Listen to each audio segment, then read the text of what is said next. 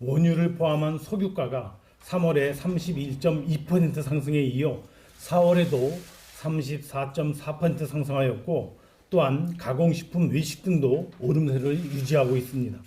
주요 선진국 물가도 러시아 우크라이나 전쟁 장기화 영향 등으로 유례없이 높은 수준을 이어가고 있으며, 이를 반영하여 최근 IMF가 주요국의 연간 물가 전망을 상향 조정하는 등 당분간 물가 상승 압력이 지속될 것으로 예상됩니다. 정부는 최근 물가관계장관회의를 통하여 결정한 여러 조치들을 속도감 있게 이행하는 등 물가 안정을 위하여 총력을 기울여 오고 있습니다.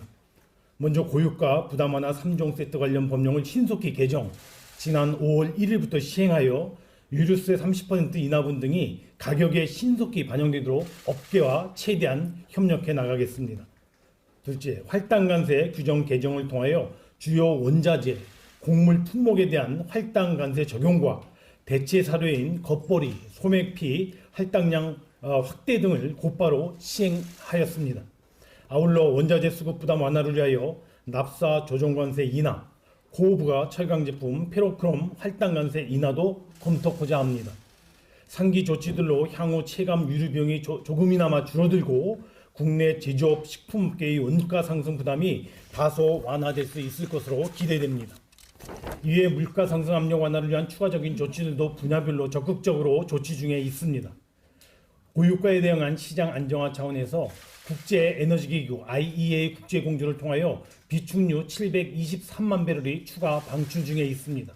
아울러 최근 건설자재 수급 불안 및 가격 인상에 대응하여 호주산 유연탄 수입 비중을 확대하고 신속한 통관을 지원하며, 아울러 원활한 자재 운영 지원 방안을 마련하여 신속하게 집행 중에 있습니다. 특히 LNG 장기 도약 계약 체결과 사료용 밀 옥수수 추가 물량 확보 등 원자재와 국제곡물 수급 안정화 노력에 집중하고 있습니다.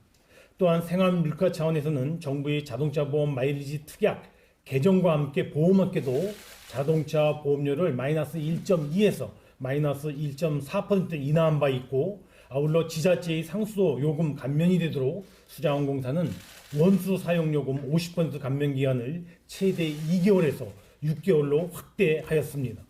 지난 5년간의 물가 흐름을 되짚어 볼 때 2019년부터 2020년에는 연간 0.4에서 0.5%를 나타내는 등 2021년 상반기까지는 대체로 2% 이내의 안정적인 물가 흐름을 유지해 왔으나, 최근 들어 글로벌 공급망의 약화와 러시아 우크라이나 사태 등으로 거센 대외 압력에 직면해 있는 모습입니다. 물가 안정, 특히 서민 생활 물가 안정은 그 어느 현안보다도 중요하고 시급한 사안입니다.